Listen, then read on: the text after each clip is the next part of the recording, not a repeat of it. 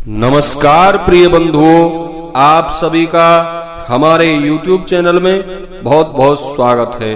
बंधुओं, आज के इस वीडियो में आप श्रवण करेंगे वैशाख मास के कृष्ण पक्ष की बरुथनी एकादशी की पवित्र पावनी कथा। तो कृपया चैनल पर नए हैं, चैनल को सब्सक्राइब कर लें, बेल आइकन को प्रेस कर दें, जिससे कि इस चैनल पर आगे आने वाले सभी वीडियो का नोटिफिकेशन आपको प्राप्त होता रहे।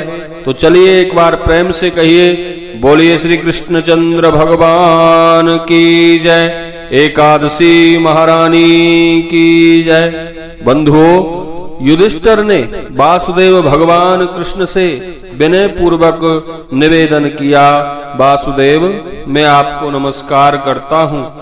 धर्म चर्चा के द्वारा आप मेरी जिज्ञासा शांत करते जा रहे हैं, इससे मुझे बड़ा आनंद मिला है।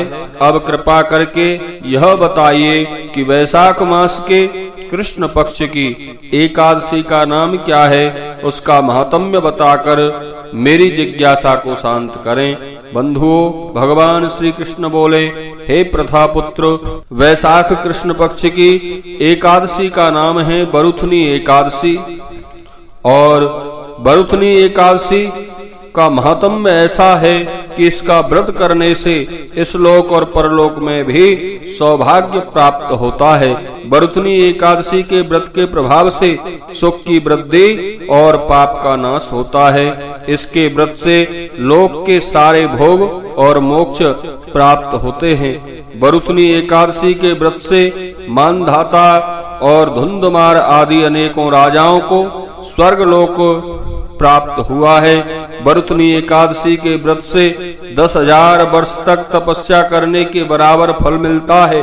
भगवान श्री कृष्ण कहते हैं, हे पांडु पुत्र, घोड़े के दान से हाथी का दान श्रेष्ठ होता है और भूमि दान से भी बड़ा तिल दान की महिमा बतलाई गई है।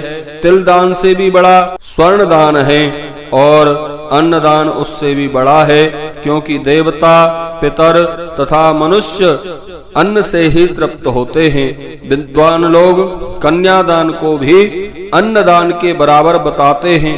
गौदान भी कन्यादान के समान है, यह भगवान स्वयं कहते हैं। इन बताए हुए सब दानों से भी बड़ा विद्यादान है।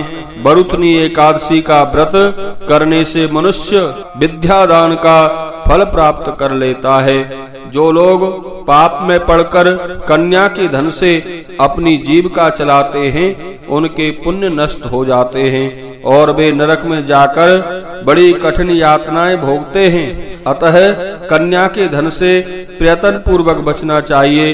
कन्या का धन अपने काम में नहीं लेना चाहिए। जो अपनी शक्ति के अनुसार आभूषणों से सुसज्जित करके पवित्र भाव से अपनी कन्या का दान करता है, उससे कितना पुण्य मिलता है, यह बताने की सामर्थ्य स्वयं चित्रगुप्त में भी नहीं है। बरुथनी एकादशी का व्रत करने वाले को भी उतना ही फल मिलता है जितना कन्यादान करने से फल प्राप्त होता है। जो कोई इस व्रत को करना चाहे, उसे 10वीं तिथि को ही बहुत सी वस्तुओं का त्याग कर देना चाहिए, जैसे कांसे के बर्तन में भोजन करना, उड़द और मसूर की दाल, चना, साग, शहद और दूसरे का अन्न, 2 बार भोजन, यह सब चीजों का 10वीं के दिन ही त्याग कर देना चाहिए। व्रतकर्ता को, व्रत करने वाले को ब्रह्मचर्य का पूरी तरह पालन करना चाहिए। रात को सोए नहीं, पूरी रात शास्त्र चिंतन करे, भजन कीर्तन आदि करना चाहिए। दूसरों की निंदा और दुराचारी और पापी लोगों का संग भी त्याग देना चाहिए। क्रोध करना और झूठ बोलना भी त्याग देना चाहिए। तेल और अन्न का प्रयोग भी नहीं करना चाहिए। जो मनुष्य इस एकादशी का विधि पूर्वक व्रत करते हैं, वे स्वर्ग में जाते हैं। अतः मनुष्य को पाप कर्मों से बचना और डरना चाहिए।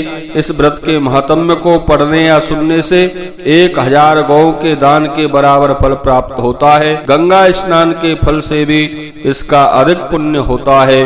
बोलिए एकादशी महारानी की जय, विष्णु भगवान की जय, बरुतनी एकादशी में बंधुओं पूजा कमलापति भगवान विष्णु की होती है और आहार में फलहार में खरबूज का प्रयोग किया जाता है। आप सभी को एकादशी की बहुत बहुत शुभकामनाएं। नमस्कार, प्रणाम, जय श्री कृष्ण।